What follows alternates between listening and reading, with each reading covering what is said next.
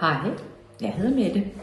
Jeg er en erfaren psykoterapeut, og jeg har hjulpet rigtig mange mennesker med at få det bedre. Rigtig mange mennesker kommer hos mig, fordi de giver udtryk for, at de har et dårligt selvværd.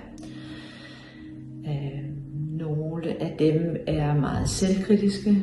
De er meget optaget af, hvad andre mennesker tænker om dem, og på den måde bliver de ret sådan udefra styret i, at meget kommer til at handle om, hvad andre måtte mene og synes, og nogen har en tendens til faktisk nærmest ikke selv at vide, hvad har jeg lyst til, og hvad er det rigtige, osv.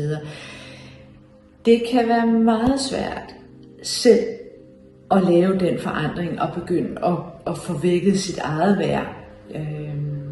Det er meget nemt at sige til sig selv, tro på dig selv, eller du er jo også god nok, osv. Men derfra til at så ægte og mærke det, det kan være enormt svært. Og det er noget af det, vi kan arbejde sammen med i terapi, at få kigget på, hvad er det, jeg gør ved mig selv, hvad er det, jeg får fortalt mig selv.